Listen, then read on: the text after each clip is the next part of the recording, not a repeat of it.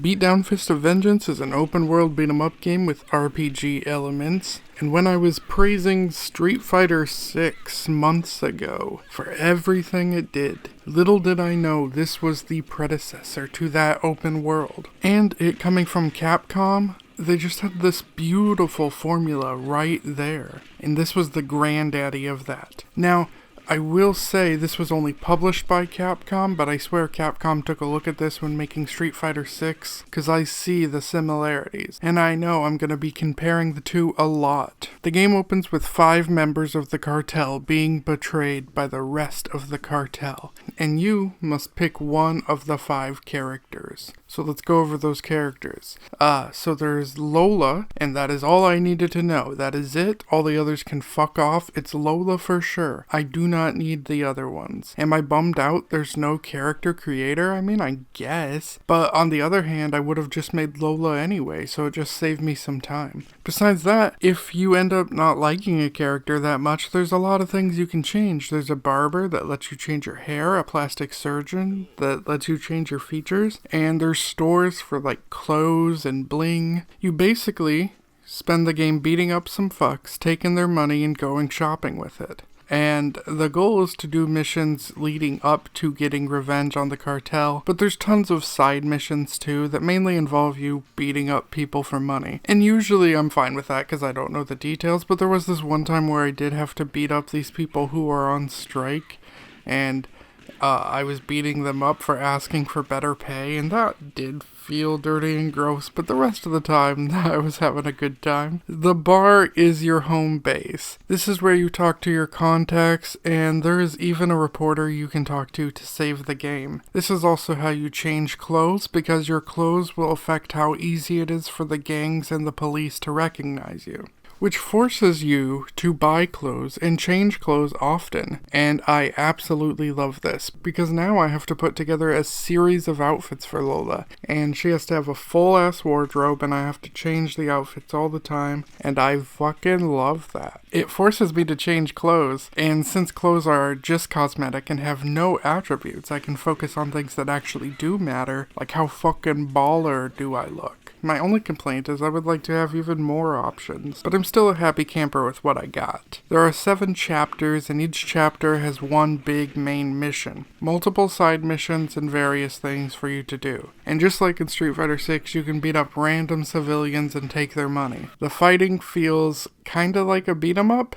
It's not fighting game levels of good, but it's still pretty solid. You got punches, kicks, blocks, grabs, and a special move. And during one-on-one fights, you can interrogate them, or rob them, or beat them down, which is just going crazy on them. You can even recruit them, which is a cool thing. You get this list called the B list, which is just a list of people you can recruit, and they will follow you around and help you fight in your little gang. So not only do you level up, but so do your members. Now, don't expect to get to know any of them.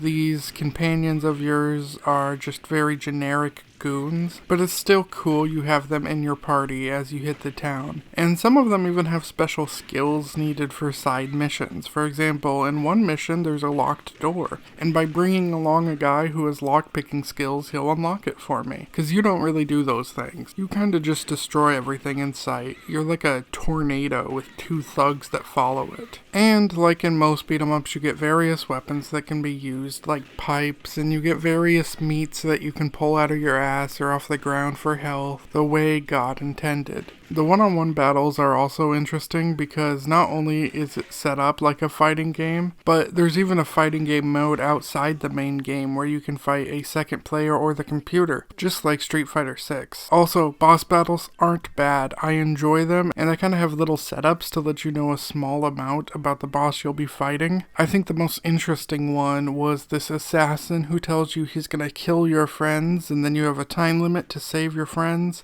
and you have to run back and forth from various places before fighting him. I mean, they're not really your friends. You don't fucking know them, but like, they're as close to your friends as you got. He is the most interesting, but he's also possibly my least favorite because this game has so many loading screens. And while it is an open world, it is a small open world on the PS2, and every time you leave an area or go into a store, you get a loading screen. And that shit adds up. Like if they did a remaster or a remake or something and they fixed that, this game would be so much better. But as it currently is, it's too many loading screens. You run 20 feet, loading screen. You run 50 feet, loading screen. Fuck that shit. Still, the game's entertaining, so it's hard to knock it. On top of that, it's a PS2 game, so I give it a little bit of grace right there. But only a little bit, because there were games on that system that did an open world better without all that waiting, like Spider-Man 2 or Grand Theft Auto. This is closer to like the hub worlds of Sonic Adventure, where it's still an open world, but there's a lot of loading screens in between each section. And I love the world, though. It has personality, and every place is memorable. Unlike Spider-Man 2, where the big open world is very samey. I know I said I was going to compare this to Street Fighter 6, but apparently I'm comparing this to Spider-Man 2. Now, if you become wanted enough and you don't change your clothes, then you're gonna have to fight a lot more, as well as actively have the police or gangs come after you. One of the things that this game has that Street Fighter 6 doesn't is cars that are driving around the road and they can hit you or others, and sometimes it's humorous.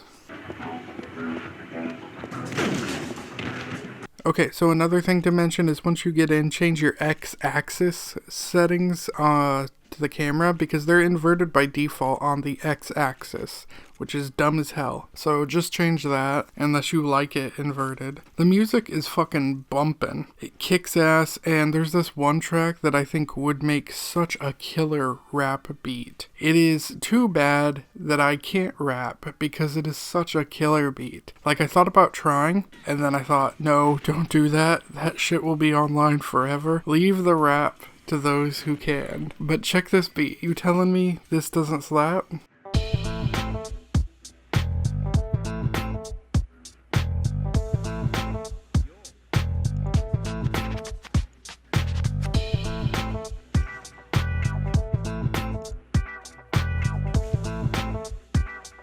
Anyway, so the story ends with us going after the leader of the syndicate and beating him, and then he reveals to us that we are being played, and the real person responsible is the chief of police. See, he played us against each other. Even the people at the bar, like our home base, were secretly police affiliated, and that's how they were able to give us intel on the cartel. And the goal was infighting, so that we were a much weaker gang, and he could take us out without having to use his police force at full strength. And bravo to him, because that is a smart-ass move. And luckily for him as well, it didn't take it to the streets and hurt innocent civilians. Well, I guess it did take it to the streets a little bit, but no one in this town is an innocent bystander.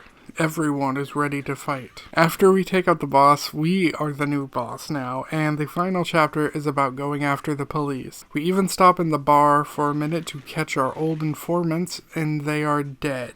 Well, most of them are dead. Some of them are in the process of dying, because the police chief is cutting off loose ends. We then fight the police force. We take down the department. We fight the police chief, who tries to stab us, which is fair, because I basically kill everyone I come in contact with, unless they pay me. And that's the story. Overall, it's a fine story. It's just beat 'em up story. I like it. Don't expect something grounded. It's not. It's much closer to a Streets of Rage or Street Fighter 6 story, which reminds me, I was going to compare them. Both games have an open world with loading screens in between where you fight for money, which you use to spend on shops and health items while leveling up in a city that has a bunch of people you can fight in missions like that. Both games have beat 'em up elements and also fighting game elements and also RPG elements, and both games are published by Capcom. I was going to talk about how Beatdown needs a sequel, but I think it already has it with Street Fighter 6. And even still, I would kill for a sequel or a remake, like straight up, I will take down the cartel and the police force if it means we get a sequel. Anyway, this game is good. It's a really good game, and I'm disappointed it took me so long to ever play it.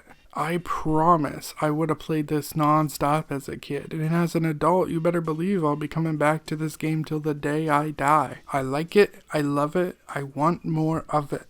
Thanks. What are you gonna do now? Plan on taking over the gang? Huh? That all you have to say? I've lost everything. My friends, the only thing I could call a family. I lost everything I worked to get until now. I destroyed it all with my own hands. There's nothing left for me.